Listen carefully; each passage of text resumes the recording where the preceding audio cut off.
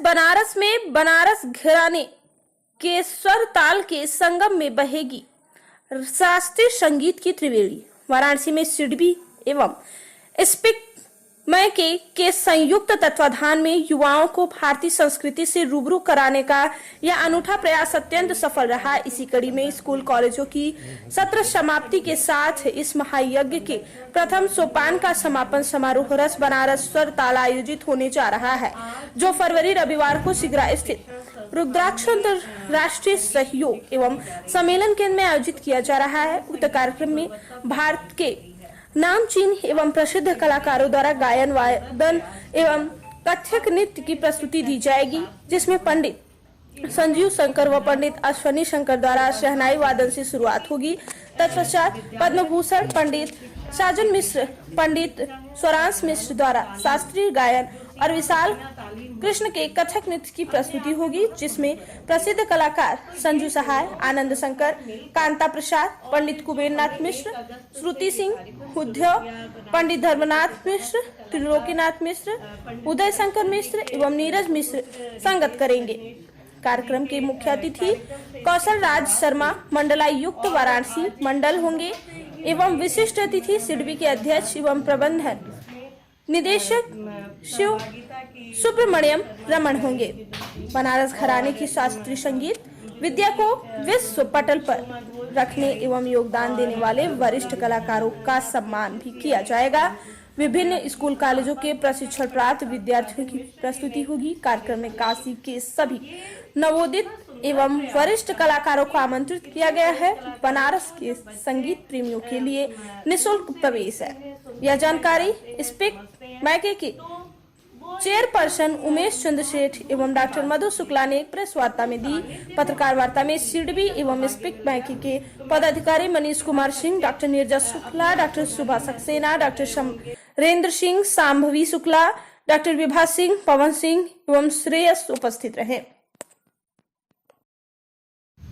मैं मधु शुक्ला प्रयागराज से इसके यूपी को कोऑर्डिनेट कर रही हूँ। बहुत संगीत के शौकीन बच्चे जो बहुत शौक रखते हैं या उनके संतति जो परंपरा से मतलब बेटे हैं या ग्रैंडसन है, उस तरह के शिक्षा लेते थे। स्पीक मैके तो बच्चों में पहुंचता है और वहाँ पे कोई संगीत से है या नहीं है, मगर वो संगीत से जुड़ता है।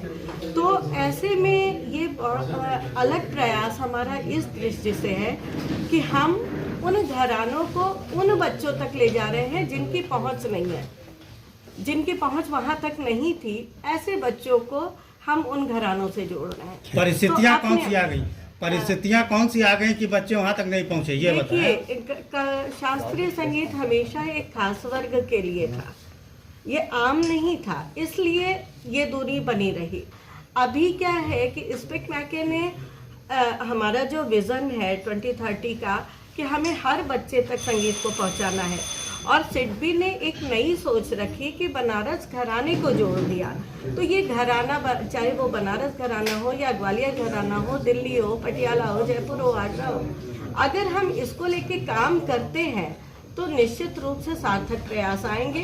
और वो बच्चे जो कि किसी और विधा की पढ़ाई कर रहे हैं और वो आके घरानों की तालीम लेने लगेंगे, तो कम से कम उन्हें समझ तो आएगी कि ये घराना कैसे विशेष है। अच्छा जी, मैं उमेश सेठ, स्पीक मैके यूपी का चेयरपर्सन। आज ये प्रेस वार्ता रखे हुए हैं, प्रेस वार्ता के क्या उद्देश्य था आपका? आज हम लोगों ने ये ज्वाइंट प्रेस वार्ता रखी है सिडबी और स्पीक मैके के तत्वाधान में।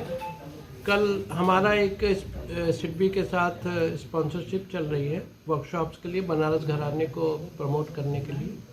तो उसका एक हम लोग छोटा सा समापन या ब्रेक के लिए आप कहिए समापन समारोह कल कर रहे हैं, जिसमें कि हमारे 3 कलाकार गुरुजन पार्टिसिपेट कर रहे हैं। और जैसा कि आपको पता लगा, पहला प्रोग्राम शहनाई वादन का होगा, फिर साजन मिश्र जी का, और उसके बाद विशाल कृष्ण का कथक होगा। तो ये 3 प्रोग्राम का हम लोगों ने आयोजन किया है, जो कि बनारस में पहली बार हो रहा है ऐसा। और ख़ासकर बनारस घराने को प्रमोट करने के लिए जो पहल की है सिडबी ने, उसके हम बहुत अनुग्रहित हैं उससे, और काफ़ी अच्छा प्रयास रहा और काफ़ी सक्सेस रहा। सबसे अच्छी बात है कि हर स्कूल कॉलेज उसमें हर जगह बच्चों ने खूब मन लगा के सीखा और नई नई चीज़ें बनारस घराने की। अच्छा, एक चीज़ आप हमें जानकारी दें कि बनारस जो है शास्त्रीय संगीत में अपने जगह पे एक स्थान रखता था।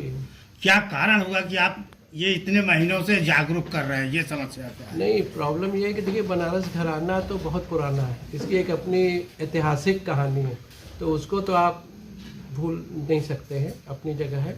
लेकिन आपने देखा होगा बीच के दिनों में क्या हुआ कि जितने बनारस घराने के कलाकार थे वो किसी न किसी वजह से बनारस छोड़ के बाहर चले गए, बाहर बस गए।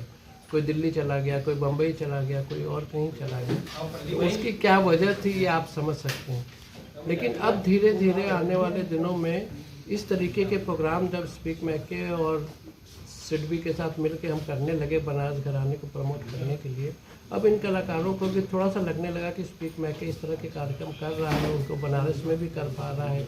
और नई नई जगह भी बन गई, अब कन्वेंशन सेंटर बन गया, 80 घाट बन गया, नमो घाट बन गया, जहाँ पे कि प्रोग्राम आसानी से हो सकते हैं। पहले तो सिर्फ एक ही जगह थी, नागिन नाटक मंडली, वहाँ पे जगह नहीं मिली तो आप बंद गए, फंस जाता था आदमी। तो इस तरीके से अब जगह भी बन गई है। तो इस तरीके से अब धीरे धीरे लोग, हमें लगता है कि लोगों के मन में, क्योंकि देखिए एक कलाकार को भी खाने के लिए पैसा तो चाहिए ना, तो उसको बड़े शहरों में मिल जाता था वहाँ पे प्रोग्राम भी और पैसा भी।